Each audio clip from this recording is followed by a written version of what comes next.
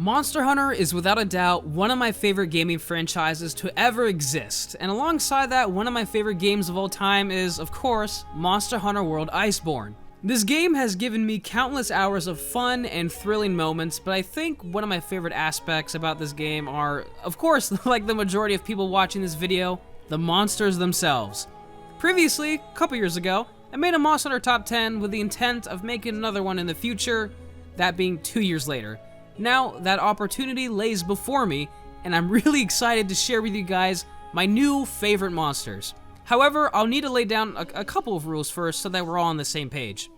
Rule number 1 is only monsters from Iceborne, as I just need to make this clear because I get that not every single monster is in Monster Hunter World, but the dramatically different mechanics that are infinitely better than previous installments makes any monster that is not in this game both dull and boring to fight. At least for me it does. Rule number 2 is that subspecies and variants are included. Let's take Tobi Kadachi for example. I could either choose Tobi or Viper, or even both if I so choose. Like, there are no strict rules when it comes to alternate monsters. I'm not super picky, just whether I prefer one or the other, or even both. It really doesn't matter to me. And that pretty much settles it.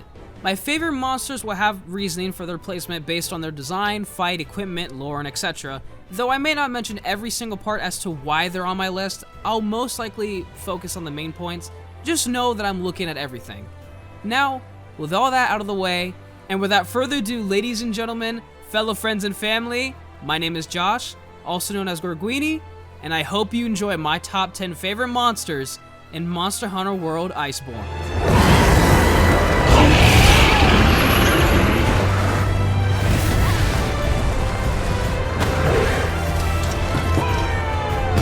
If any of you have lost your nerve, then step away now, and let no one judge you.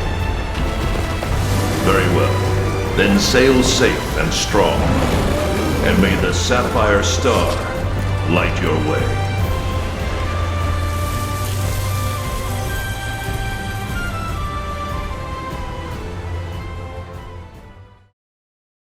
I like monsters. I'm making a top 10, obviously. And I like weapons. I haven't made a top 10, but I might. Combine the two, and you have Glavenus. Make an amazing subspecies version, and you guys have, ladies and gentlemen, the first one on this list, the acidic Glavenus.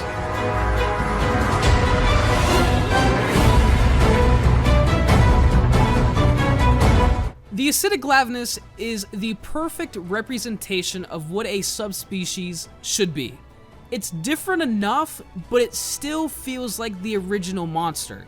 And to give you guys the comparison, Glavenus, the regular one, is based off of the Greatsword, whereas the acidic Glavenus is based off of the Longsword. It's faster and more graceful, but goes back to the normal version after the corrosive crystals form on its tail.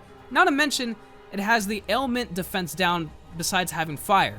And let me just say, I love Glavenus' theme. In the old games, it was wonderful. In this game, it's just as wonderful. I love it so much. And it's funny because acidic Glavenus, when Iceborne first came out, it had some of the best, I think it had actually the best raw weapons in the game at that point.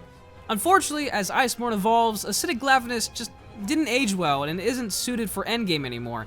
However, as one of the best subspecies in the game, the acidic Glavenus earned its mark as the number 10 spot on my list.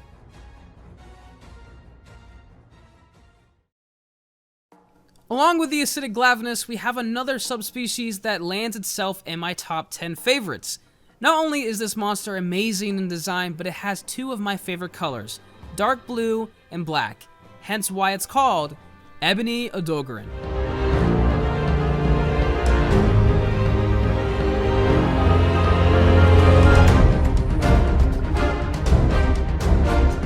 Another incredible addition to Iceborne, Ebony had me very excited for this extension when I first saw it. I remember I was at a life conference in Florida. I woke up, I was getting ready, we were going to breakfast, and I was like, you know what, let me check YouTube real quick to see if there's any news. And I checked, and it was the Glavenus trailer. And I was like, alright, I already knew Glavenus was showing up because of the teaser in the last trailer. And so, I went through the trailer, I saw Fulgur Anjanath, I thought that was amazing, and then I saw Ebony, and I was like, wow, that's crazy. And then we get to the actual game, and the equipment is even better. You could be a freaking evil samurai? Yes! That's so cool. The design of the equipment, ODOGARON, first of all, wonderful design. And then you incorporate the design into armor and weapons. It's beautiful. I actually still use his charge blade to this day. It's not the best charge blade in the game, don't get me wrong, but I love the design so much, I have to use it. When it comes to the fight, it's fine. Like, nothing really stands out, but there's really nothing wrong with it. It feels like a regular ODOGARON with some dragon element and a few attacks mixed into it, but I'm okay with that. And honestly, going back to ODOGARON's design, I think it's better than even some of the monsters later on this list. And as a matter of fact, I have a scroll. I just bought a scroll that when you unravel it, it's the regular ODOGARON, and it's, first of all, it's beautiful quality, and it's huge. It's hanging on my wall right now, and it's wonderful. One of the first monsters to stand out in Iceborne, and has all the skills necessary to be number 9 on my list. In my last top 10, one of my favorite monsters was Cedius because of its aquatic nature and being only found in the water. Unfortunately, we cannot hunt Cedius in Iceborne, and I don't think we'll be able to ever again. However, there is another Elder Dragon that is a beautiful replacement.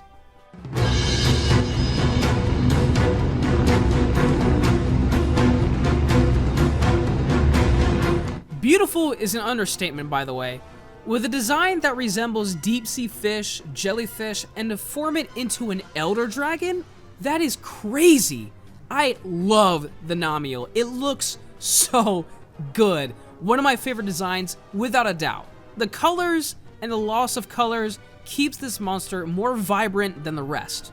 I don't know what it is, maybe it's because of the design, but this monster feels so different from others. I really can't put my finger on it. Maybe it's because you don't meet that many monsters that fight with water, but NAMIELLE is just interesting. The equipment, by the way, is so gorgeous, and I love the ability. Okay, hold on. The abilities on the armor sets themselves are kind of trash, but the elemental acceleration ability, that's so good, especially when you have a Safi'jiiva weapon and then you combine the two. It's kind of broken at some points. And what makes NAMIELLE even more unique is that in the entire franchise, not including Frontier, by the way, in the entire franchise, there's only 4 Elder Dragons that control water, and that's Cedius, Goldbeard Cedius, Amatsu, and of course, NAMIELLE. Which, by the way, NAMIELLE is the only water Elder Dragon in Iceborne. When it comes to the difficulty, however, I mean, after fighting it so many times, I already have its armor set. I think I have both. I don't think I have both, but I think I can get both the beta and alpha sets. I have the majority of the weapons. I pretty much know its fight like the back of my hand, so you really can't take my perspective, but I find it kind of easy. However, its breezy fight does not distract me for the reasons that makes NAMIELLE number 8 on my list. Kulve-Taroth for a time was one of my favorite monsters, mainly because of the siege factor, and I thought it was a great aspect to Monster Hunter World Iceborne. And although this is not in Master Rank yet, we did receive something similar, as well as finally seeing the adult form of ZINOGRE.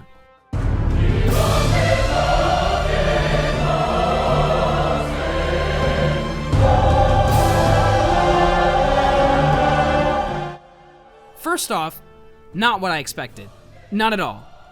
Also, side note, okay, look, I'm not a big fan of the design. It looks fine, but it's a very basic dragon. You know, I've seen this before in so many other places. You know what I'm saying? It's not unique.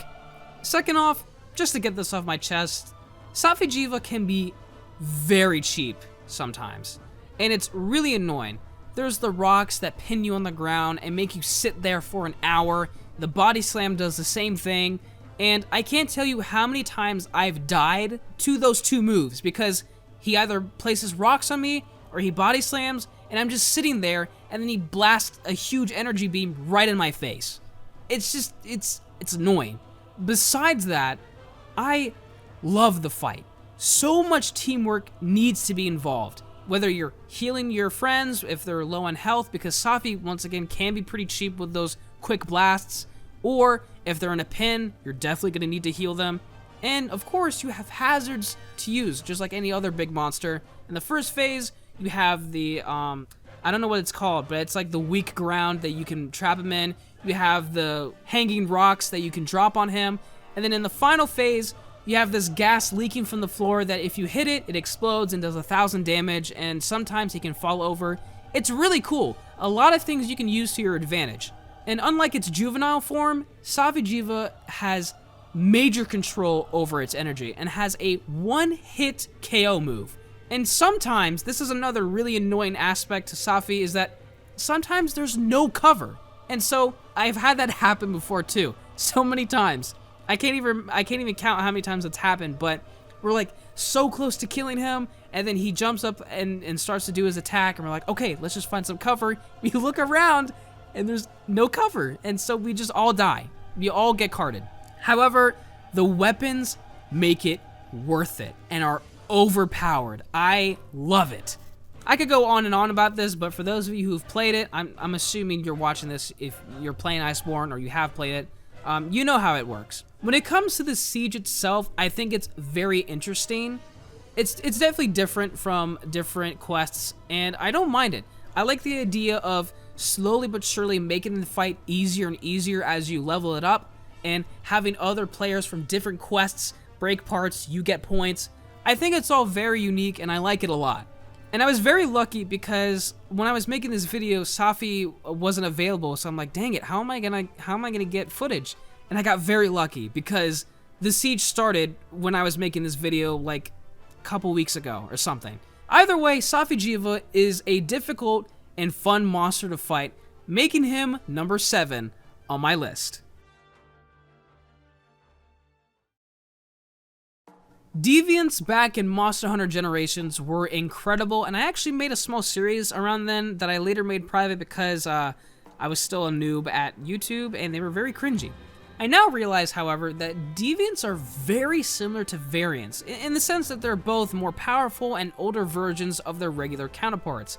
I think the only difference, correct me if I'm wrong, is that Deviants faced hunters before, survived, and then they adapt because of that. I think Variants just are old with age and grow over time.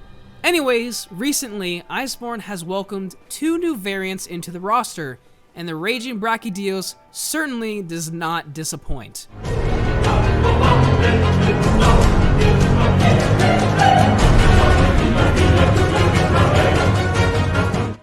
It's not that much different from the regular Brachydios, just more explosions, more mastery over it, if you want to use that term, which is not a bad thing.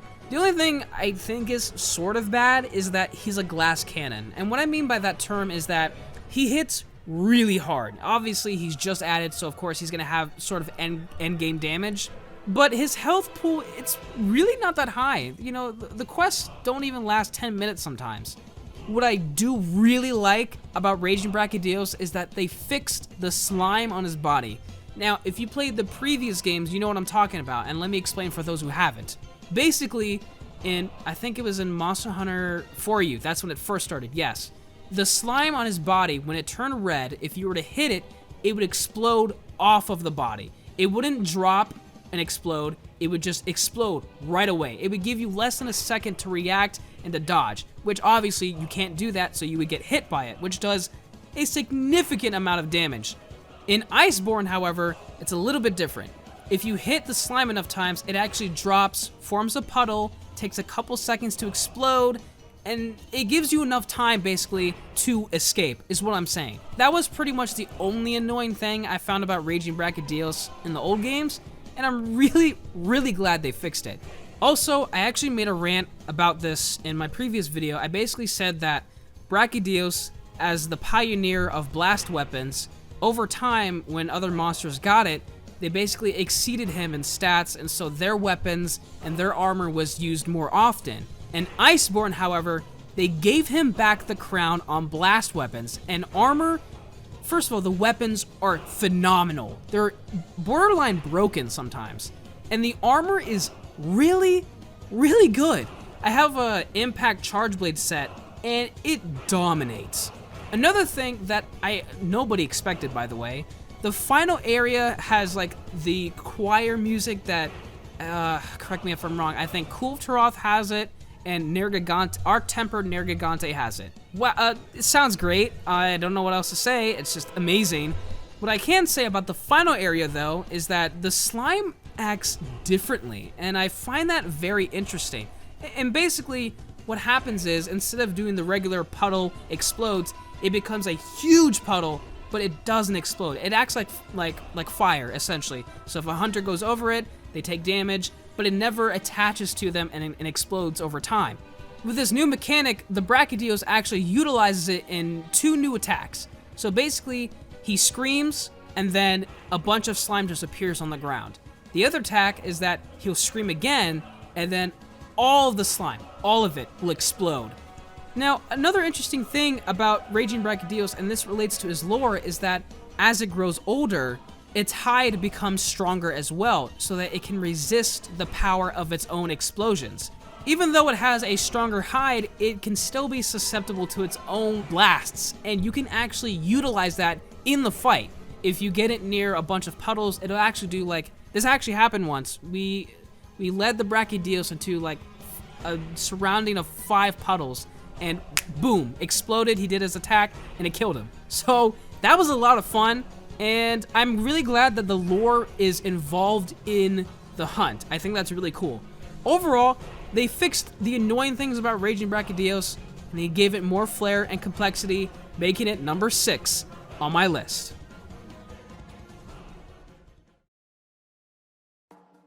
So let me start off number 5 with a story. Back in middle school, I had some form of pneumonia.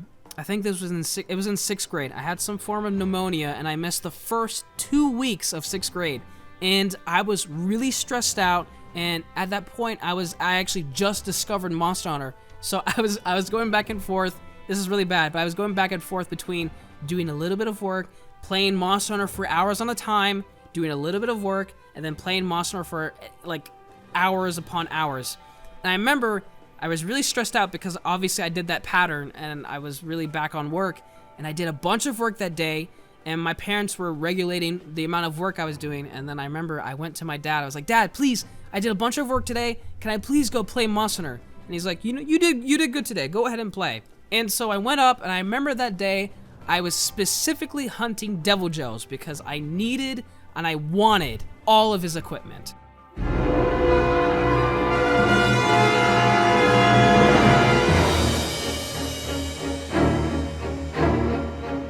There are so many details that make Deviljho 10 times better than in the previous games. He has, first of all, he has so many interactions with other monsters. He fights with smaller monsters by picking them up and using them in battle. Like, that's crazy, first of all. No other monster does that. And of course, that applies to Deviljho as this, living eating machine. He has these turf wars with so many monsters, one of my favorites being the Basilgoose, of course. And when we get to Savage Deviljho, the variant, he's actually very different from the regular. First off, the regular is not in Master Rank. And let me explain that, because in older games, and actually in this game as well, when a monster was in high rank and leaped into G rank, or in this case Master Rank, they would have a couple of different moves. So not only did the variant Savage Deviljho have his own moves, but he also, at least from my perspective, I think he also has G rank Deviljho moves if the regular one was in Master Rank. I hope that makes sense. I think it does. I'm moving on. Savage Deviljho can shoot straight beams, nukes, and has these really scary looking leaping body slams that I remember getting one shot by one of those attacks before, and it was crazy. I freaked out because I did not know he was that powerful at the time.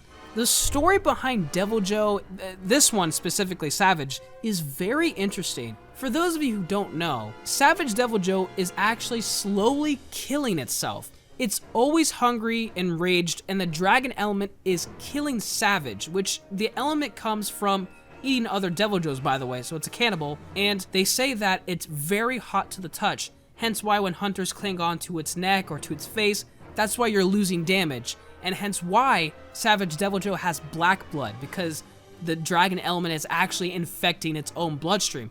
So there's a little bit of lore that you probably didn't know about. If you did, cool. If you didn't, cool. Because of his lore, he has become a violent killing machine. And this really shows in battle because the hunt is never-ending combat. He is relentless, and when you get him into an enraged state, he just stays in it, and he just never goes out of it. It's crazy. And what's really cool, this also works for the regular Deviljho as well. If you get a savage one or a regular one in a pitfall trap, they're still attacking. They will still fight back. They'll move their head, they will shoot beams of dragon element, and it's crazy, and it's really cool. I love his hunt. It's intense, brutal, and I haven't really been annoyed by his fight. It's not cheap.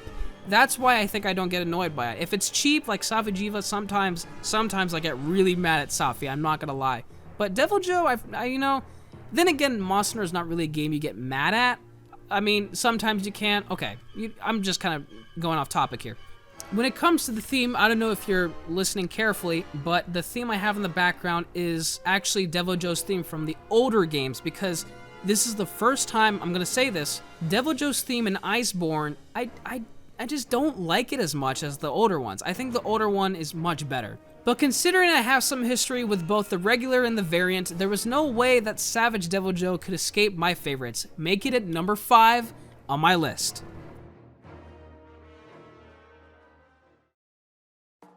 As I've mentioned before, I love subspecies, so it's no wonder why there is yet another one in my number 4 spot. And this one is obviously my favorite one in Iceborne, but not only that, it's my favorite subspecies in the entire existence of the franchise. The epic new color scheme, the alternate abilities that work extremely well, and of course, much stronger. Fellow friends and family, meet the Stygian ZINOGRE.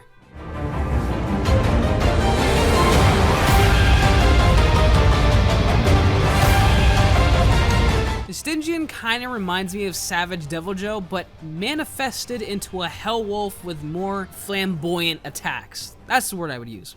First off, the design of ZINOGRE in general is impeccable. I actually have a little ZINOGRE action figure right in front of me right now. I'm holding it, and it's wonderful. It's one of the Pop Funko ones, I think that's what it's called. And I absolutely adore it. It's wonderful. Just like I said with NAMIELLE, ZINOGRE is probably one of my favorite designs in the entire franchise again.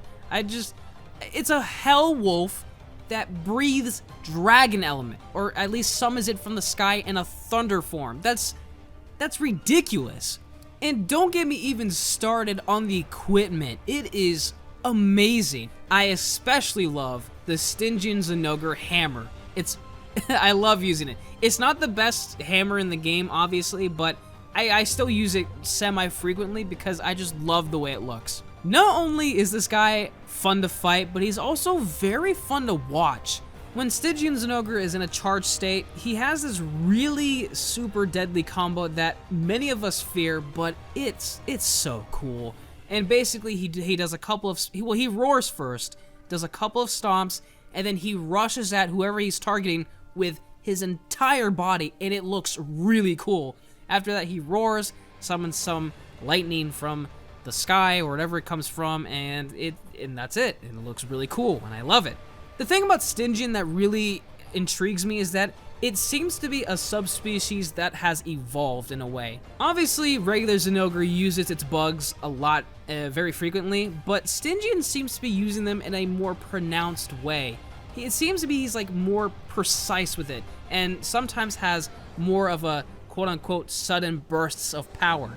Like there's this one attack where Stygian ZINOGRE summons a huge wall of Dracophage bugs, the lightning comes down, and then it moves forward, which feels like it's going throughout the entire area because it just reaches so far. Now, a little story I have with Stygian ZINOGRE is that the first time I met him was back in 3 Ultimate, and I played on my 3DS, so I didn't have any Wi-Fi connection to like the Wii U or something like that, and so obviously I had to fight him by myself. He was incredibly tough. It took all my strength just to fight him and not die. In Iceborne, however, I think it's dialed down to a moderate, which I'm okay with. You know, it's a good mixture. This is one of the very few monsters also that I feel like has a personality. And the personality I see from this guy is prideful. And that really adds on to the theme of this guy, which gets me pumped up every single time I hear it. And I like it just as much as the original. I've always loved Stygian ZINOGRE, and I always will, which makes it the number 4 spot on my list. Even though the story in Monster Hunter World Iceborne isn't the greatest, at least it has one, and it doesn't just throw players into the game. And when a monster is involved in the story, it stands out to me. And honestly, what can I say? I'm a sucker for flagships.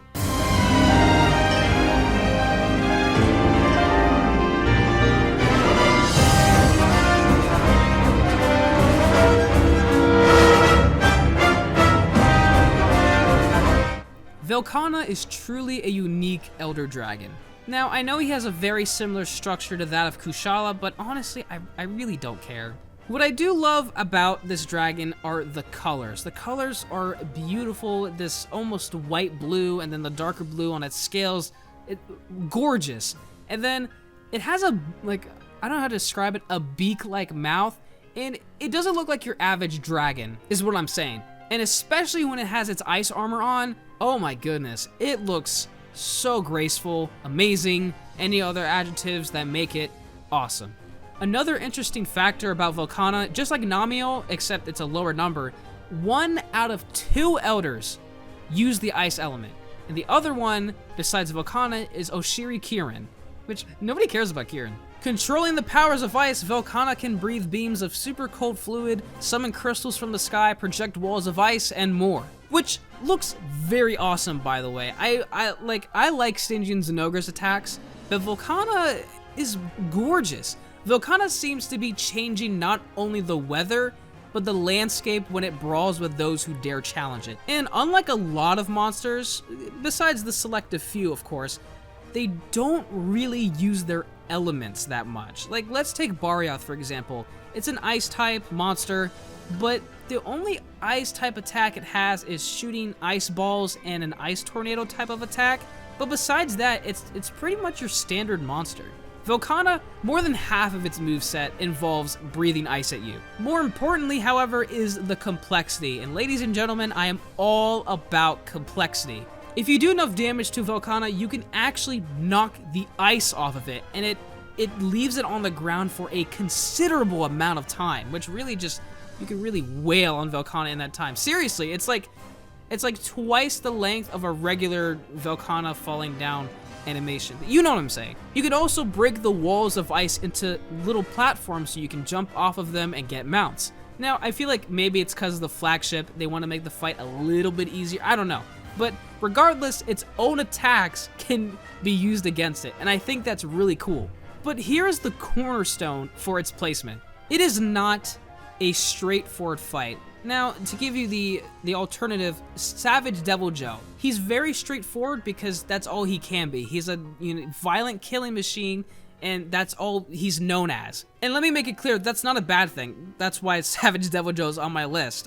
I love straightforward fights, and I love complexity. You just don't see the complexity as often. FalKKonE is super complex, by the way, when it comes to keeping distance, catching players off guard, and giving them 2 problems at once. For example, there's its tail attack where it'll spin around, stab the player, and then step back. That's making distance.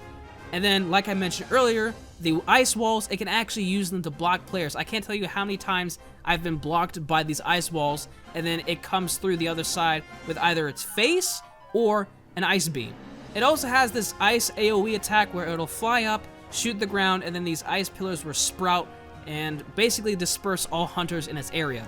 It also has this really cool ice crystal attack where it'll roar in the sky, then these little crystals of ice will fall on the hunters, and while it's falling on you, FalKKonE isn't just sitting there in a weird animation, it's actually going to continue its next attack, so it keeps you on your toes and gives you another thing to worry about. Like I said with NAMIELLE, FalKKonE feels realistic. It feels like I'm fighting an intelligent creature, which makes it such a fun experience, even if we do beat the crap out of it sometimes. And when it comes to the equipment, oh my goodness. Looks great, skills great, feels great. a graceful Elder Dragon that has had special treatment being the flagship, making it number 3 on my list. Back in Monster Hunter 4 Ultimate, I had the chance to fight monsters I was not able to in 3 Ultimate. There were some that I liked, and there was obviously some that I really hated.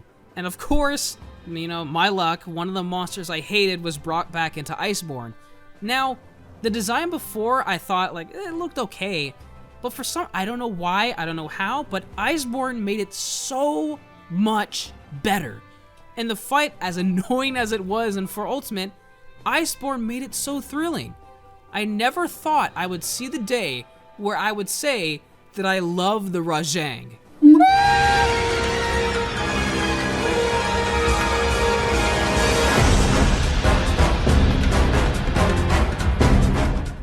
This monster is a handful and a half. I mean, that being said, I love the RAJANG in his fight. He still is incredibly strong in Iceborne, but for some reason, he isn't that bad anymore. I don't know what happened, I don't find him annoying. RAJANG is capable of literally tossing other monsters like they're some toy, and can stand up to some of the most dangerous monsters in the game. He's just an ape. The thing that gets me is that he's not even that big. How does a small ape in comparison, but like, how does that small of an ape have that much power? And by the way, best turf wars, you can't argue that. RAJANG is pure brute strength, launching a fury of punches, slamming the ground in rage, and with Furious RAJANG having one of the most brutal pins I've seen in Iceborne. This freaking monkey blasts a huge cannon of energy right in your face. That's cool. What I find funny about RAJANG, and I seriously can't get over this, he's just a monkey. But what's cool though is he fights like an actual monkey, and he even makes monkey noises. And obviously, if you haven't told already, I actually really like monkeys. I'm a big fan of monkeys in real life, considering I also look like one. But anyways, he is both straightforward and realistic at the same time. And that's not a combination you see, you know, commonly. Now, on top of all this, RAJANG can spew balls and beams of energy that decimate anything in its path, except for the rock that the Admiral had in that one cutscene. I don't know how, but alright. The variant Furious RAJANG takes this a step further and amplifies the techniques with earthquakes of electricity, spewing multiple balls that explode on the ground, and having an enraged state that goes even further beyond, which is very similar to that of Super Saiyans, which I'm okay with because I love Dragon Ball Z. My only annoyance with RAJANG is when it hardens its arm. And to give you a comparison, it feels like the arms are 50% of its body. So it's basically 50% of its body is armored, and it's like, why? However, that only problem aside, the RAJANG is one of the very few monsters that truly tests my skills as a hunter, and makes it all the more thrilling when we overpower one of the most powerful monsters in the game, making the RAJANG number 2 on my list.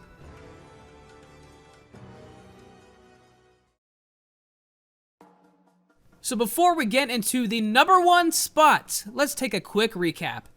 Number 10, Acidic Glavenus. Number 9, Ebony ODOGARON. Number 8, NAMIELLE. Number 7, Safi Jiva. Number 6, Raging Brachydios. Number 5, Savage DEVILJHO. Number 4, Stygian ZINOGRE. Number 3, FalKKonE. And at number 2, we have the RAJANG. And as I stated in the beginning of the video, my mind changes, okay? This video could be completely different in 2 months. But I know for a fact that Diamorales will always be my number 1 favorite monster from Monster Hunter. Wow, I was so wrong.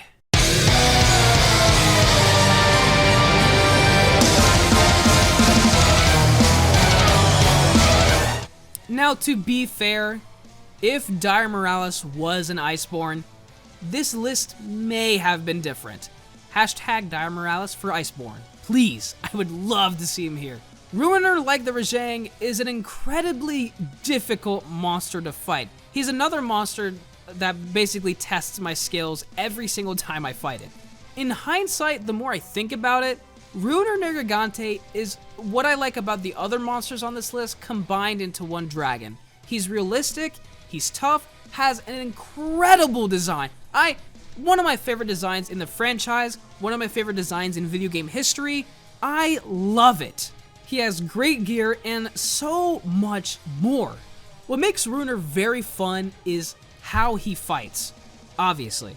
Just like the regular Nergigante, he has this regeneration ability and it spikes, and basically what it'll do is it'll slam the ground and players so hard that it breaks its own spikes and they grow back tougher, which he then breaks again, which then does more damage. Now, compared to the regular Nergigante, Ruiner is a master in using its own abilities. Instead of a huge body slam that destroys all spikes and leaves the regular Nergigante vulnerable, he rather slams one or both arms, maybe his wings or his tail, but not all together, leaving certain parts of his body armored. Now, at this point, after fighting so many of them, he's become yet again another glass cannon. But as the flagship of base Monster Hunter World, he still is no pushover. Most of his hits put me in critical condition or near to it. And Ruiner Nergigante can inflict the bleed status and shoot spikes out from its slams much more frequently than the regular one. I mean, Ruiner is known as the Extinction Dragon. He is the balancer of the ecosystem. Elder dragons, if they were able to roam freely, would destroy nature as we know it. And the only reason why they don't is because Nergigante exists to eat them.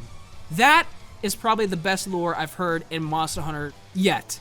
Overall, I'm not gonna lie, what makes this monster my number one is his design. When I first saw Nergigante, I was obsessed, and I drew his face, his body, countless times over, admiring the devil-like horns, the short but sturdy snout, the infinite amount of spikes and wings, which, interesting fact by the way, if you didn't know this, and the same goes for both Nergigantes. Well, I guess that makes sense because the variant is an older version. But anyways, a new Nergigante can be formed from a single broken horn that lays on the ground.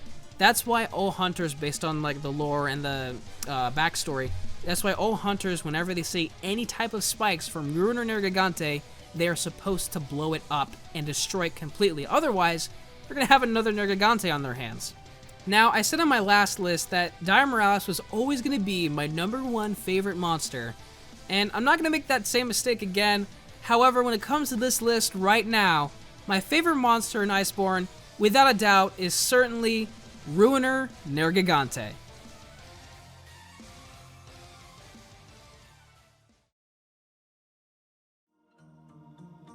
Ladies and gentlemen, fellow friends and family, thank you so much for watching today's video. I promised you I would make this video, and I made it, even though it took 2 years. It's here, and I really enjoyed making it, as always. I'm actually like starting to get back on the grind a little bit. I enjoy it. I enjoy making these type of videos, and I especially enjoy the feedback from you guys. Thank you guys so much for the feedback. I know right now I'm currently at 395, but even just the few comments I get is more than enough for me. So I simply cannot thank you guys enough. I seriously appreciate all the support, and if you guys have time, I would love to hear your own top 10 list. But as always, if you guys did enjoy the video, be sure to leave a like, subscribe, hey, share it with a friend who plays Monster or not. Get them into Monster by watching my awesome video. And check out my other videos as well. I'm starting to get back into it, like I said. I would say, you know, they're pretty good. Maybe a little bit biased there. But yeah, like I said, if you guys enjoyed the video, be sure to leave a like and to subscribe for more content like this. Until the next time, my friends.